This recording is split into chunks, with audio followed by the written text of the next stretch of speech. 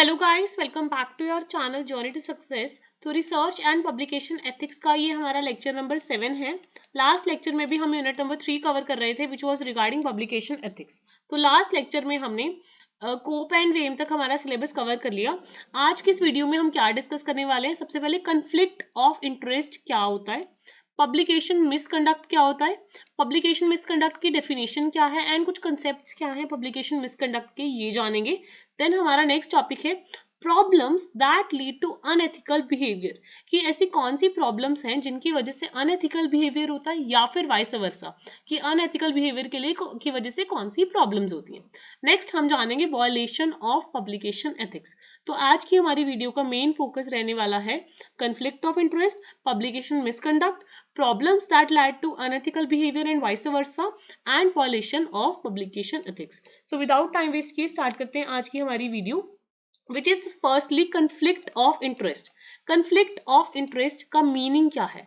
देखो, conflict of interest का मतलब होता है when an individual or organizations personal, financial, professional or any other interest could potentially compromise or bias their objectivity, judgment और decision making। कि अगर हम किसी इंडिविजुअल की बात करें या फिर हम किसी भी ऑर्गेनाइजेशन की बात करें, उनकी बीच में मतभेद हो जाए जिसकी वजह से जो उनकी डिसीजन मेकिंग है, ऑब्जेक्टिविटी है या जजमेंट है, उस पे इम्पैक्ट पड़े, उसको हम बोलते हैं कन्फ्लिक्ट ऑफ इंटरेस्ट। अगर हम कन्फ्लिक्ट ऑफ इंटरेस्ट की बात करते हैं रिसर्च के पॉइंट ऑफ व्यू से, तो वो अलग अलग टाइप्स का हो सकता है। फाइनेंशियल कन्फ्लिक्ट भी हो सकता है, पर्सनल कन्फ्लिक्ट भी हो सकता है, प्रोफेशनल कन्फ्लिक्ट भी हो सकता है, इंटेलेक्चुअल कन्फ्लिक्ट भी हो सकता है। तो कन्फ्लिक्ट ऑफ इंटरेस्ट की बहुत सारी टाइप्स या फॉर्म्स हो सकती हैं। Number 1 is financial, next is personal, then professional and intellectual.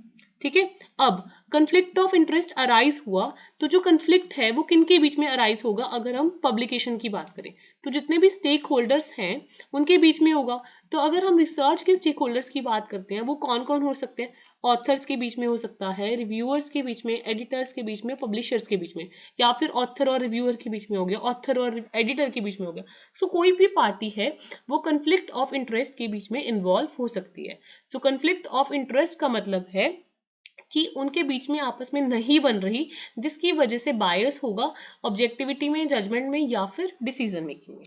So this was about conflict of interest. अब मैं आपको एक एग्जाम्पल देती हूँ कन्फ्लिक्ट ऑफ इंटरेस्ट की। For example, a publisher having a vested interest in promoting certain research findings due to their potential impact on advertising revenue और institutional reputation. तो इसमें क्या है, उसका खुद का इसमें ज्यादा बेनिफिट है पर्सनल लेवल पे, तो ये चीज क्या है, गलत है। अब अगर फॉर एग्जाम्पल कोई भी पार्टी के बीच में कन्फ्लिक्ट ऑफ इंटरेस्ट है, तो रिसर्च जर्नी में क्या चीज सबसे जरूरी है? उसको प्रॉपरली मैनेज करना कन्फ्लिक्ट को एंड डिस्क्लोज करना। तो क्या चीजें ध्यान में रखनी है जब when there is a situation of conflict? सबसे पहले फर्स्ट की क्या है, ट्रांसपेरेंसी, कि अगर कोई भी कन्फ्लिक्ट है उसको ट्रांसपेरेंटली हैंडल करना है। नेक्स्ट, अगर कभी भी ऑथर्स, रिव्यूअर्स या एडिटर या पब्लिशर के बीच में कन्फ्लिक्ट आता है तो उनको डिस्क्लोज करना है कि हमारे बीच में ये कन्फ्लिक्ट हुआ है, ताकि कोई भी तरह का बायसनेस ना रहे। अगर नहीं हुआ तो उसको भी मेंशन करना है कि हमारे बीच में कोई भी कन्फ्लिक्ट ऑफ इंटरेस्ट नहीं हुआ। ज्यादातर जर्नल्स ऑथर्स को बोलती हैं कि वो एक स्टेटमेंट मतलब मेंशन करें जिसमें वो डिक्लेयर करें कि उनका अगर कोई कन्फ्लिक्ट ऑफ इंटरेस्ट हुआ है। अगर नहीं हुआ वो क्लियरली मेंशन कर देते हैं कि हमारा कोई भी कन्फ्लिक्ट ऑफ इंटरेस्ट नहीं हुआ, एंड इन केस अगर हुआ होता है तो वो भी वो मेंशन करते हैं। So reviewers are expected to rescue themselves by reviewing manuscripts if they have any conflict of interest. So editors should ensure that the conflict of interest are appropriately managed and disclosed in the publication process. तो पूरे publication process में ये ध्यान रखना है कि पहले तो conflict होना, और अगर इनकेस हो भी जाता है that is normal, तो उनको properly manage किया जाए and properly क्या किया जाए, disclose किया जाए। क्लियर हो गया? नेक्स्ट हमारा टॉपिक है दैट इज पब्लिकेशन मिसकंडक्ट, जिसकी हम डेफिनेशन एंड कुछ बेसिक कंसेप्ट जानेंगे अबाउट द पब्लिकेशन मिसकंडक्ट। आपको नाम से ही क्लियर हो रहा है पब्लिकेशन में मिसकंडक्ट होना। Publication misconduct refers to the unethical behavior or actions that violate the ethical standards and guidelines in the scholarly publishing। तो जब आप पब्लिशिंग करते हो उसमें अगर अनएथिकल बिहेवियर या एक्शंस होते हैं जो वायलेट करते हैं एथिकल स्टैंडर्ड्स को या फिर गाइडलाइंस को, उसको हम बोलते हैं पब्लिकेशन मिसकंडक्ट। और अगर ऐसे एक्शंस होते हैं उसकी वजह से पब्लिकेशंस की इंटीग्रिटी, क्रेडिबिलिटी या रिलायबिलिटी कम हो जाती है। सो पब्लिकेशन मिसकंडक्ट अच्छी चीज नहीं है पब्लिकेशन में। कुछ बेसिक कंसेप्ट्स के बारे में बात करूं मैं पब्लिकेशन मिसकंडक्ट में, तो ये मैंने आपको पहले भी समझाया हुआ है, that is fabrication, falsification, plagiarism. ये तीनों टर्म्स हमने ऑलरेडी पहले ही डिस्कस कर लिए, एक बार मैं दोबारा से बता देती हूँ। फॉल्सिफिकेशन का मतलब है कुछ फॉल्स चीजें बताना, डाटा को मैनिपुलेट करना। फॉल्स का मतलब है, फॉल्सिफिकेशन का मतलब है सिलेक्टिव रिपोर्टिंग करना, फॉल्स या मिसलीडिंग इन्फॉर्मेशन देना। फैब्रिकेशन का मतलब है खुद ही इन्वेंट कर देना, कुछ ऐसा डाटा, कुछ ऐसा फिक्टिशियस डाटा जो एक्चुअल में एग्जिस्ट नहीं करता है, आप उसको ही अपने आप इन्वेंट करके अपनी तरफ से मनगढ़ंत डाटा प्रेजेंट करो। प्लेगरिज्म का बेसिकली मतलब है किसी और के आइडियाज को, वर्क को अपना बता रहे हो या फिर उनको प्रॉपरली एट्रीब्यूट नहीं कर रहे हो। So these are some of the concepts of the publication misconduct. उसके अलावा और क्या कंसेप्ट्स हैं पब्लिकेशन मिसकंडक्ट के? सलामी स्लाइसिंग। सलामी स्लाइसिंग मैंने आपको पहले भी बताया था, dividing a single study into smaller publications to increase the publication count without providing substantial new findings.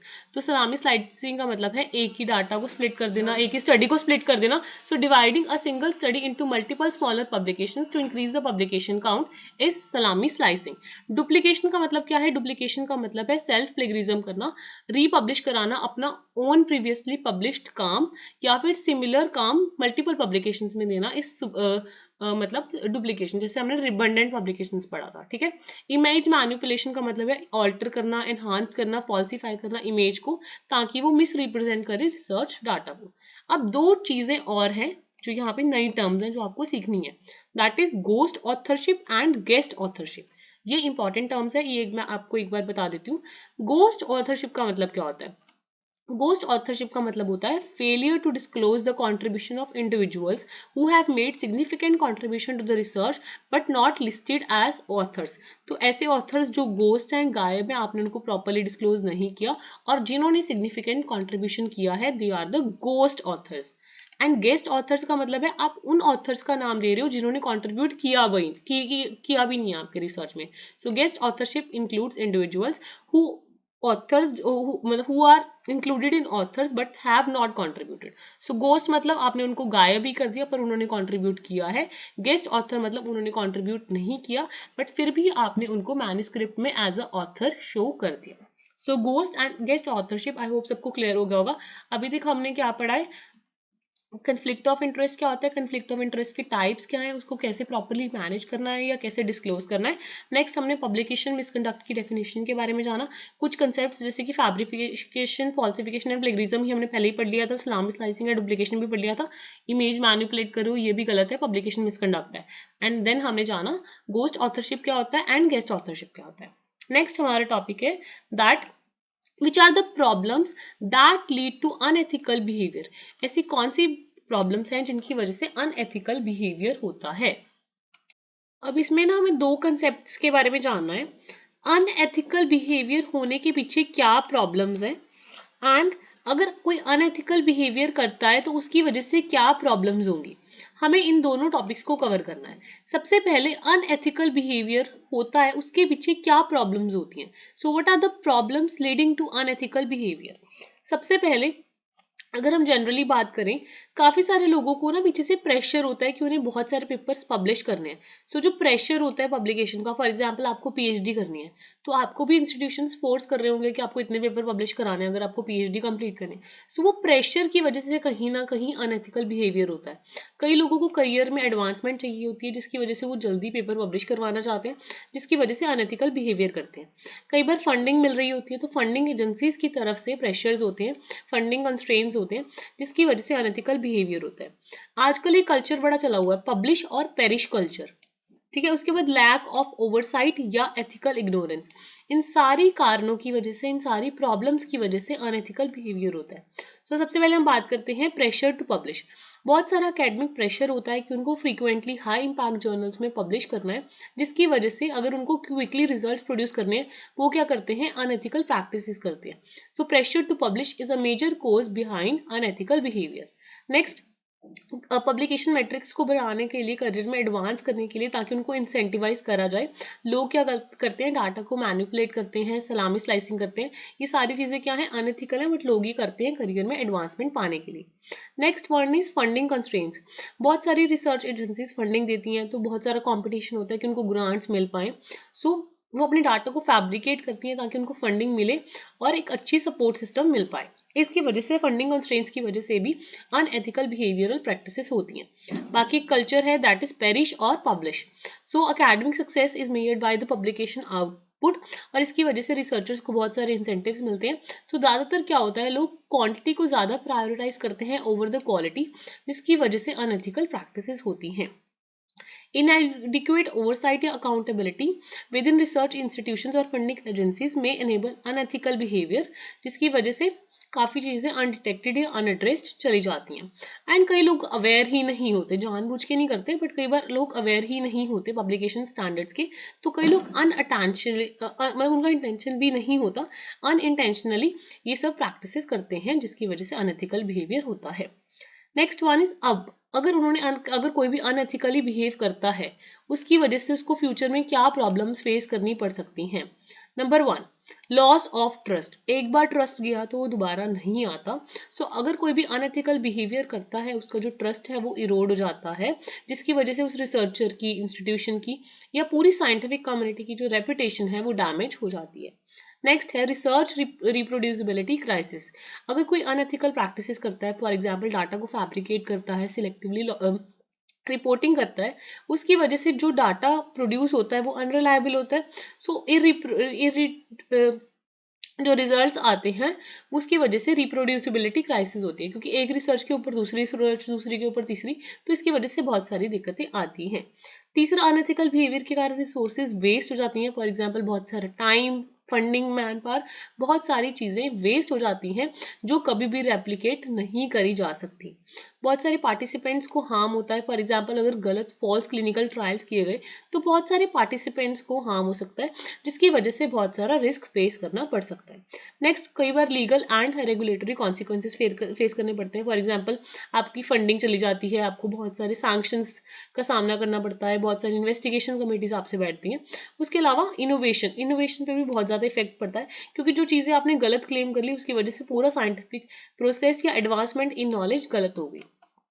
So unethical behaviour के पीछे बहुत सारी प्रॉब्लम्स हैं, एंड अनएथिकल बिहेवियर जब हो जाता है उसके बाद आपको बहुत सारी प्रॉब्लम्स फेस करना पड़ सकता है। ये सारे पॉइंटर्स किसी को लर्न करने की जरूरत नहीं है, ये आपकी डेली रूटीन के साथ लिंक्ड है। तो जो ये पॉइंट्स हैं ये आप अपने आप बना के आ सकते हो। नेक्स्ट लास्ट टॉपिक है हमारा इस वीडियो का, that is violation of publication ethics. अब अगर कोई वॉयलेट करता है पब्लिकेशन एथिक्स का, वो कैसे कैसे कर सकता है। For example plagiarism, fabrication, falsification, duplication, Islami slicing. अगर कोई कन्फ्लिक्ट है उसको डिस्क्लोज नहीं करा, ऑथरशिप्स प्रॉपर नहीं बताई, reviewer misconduct, image manipulation, these are all the types of publication ethics के वॉयलेशन के।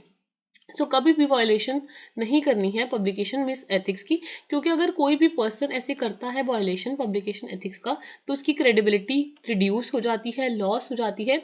जर्नल्स उसके जो आर्टिकल्स हैं उनको रिट्रैक्ट करवा लेते हैं, कई बार प्रोफेशनल सैंक्शंस लग जाते हैं, लीगल एक्शंस हो जाते हैं, रिसर्च इंटीग्रिटी पर सवाल उठने लग जाते हैं, ट्रस्ट इरोड हो जाता है। सो ये सारे कॉन्सिक्वेंसेस हैं। सो इन सबको प्रिवेंट करने के लिए ट्रांसपेरेंट पॉलिसीज का करना चाहिए, प्रॉपरली एजुकेट एंड ट्रेनिंग करना चाहिए रिसर्चर को, whistle blower protection mechanism use करने चाहिए, करेक्टिव एक्शंस का ध्यान रखना चाहिए, रोबस्ट ओवरसाइट, मतलब प्रॉपर ध्यान से काम करना चाहिए, ताकि किसी भी तरह का पब्लिकेशन एथिक्स का मिसकंडक्ट या वायलेशन ना हो।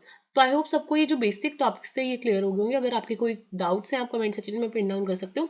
बाकी हमारे नेक्स्ट 8th लेक्चर में जो यूनिट नंबर 3 है वो कवर हो जाएगा, then we will be moving forward to unit number 4। I hope सबको ये सारे टॉपिक्स जो हैं वो क्लियर हो गए होंगे। सो मिलते हैं नेक्स्ट वीडियो में। Till then don't forget to like, share and subscribe the channel.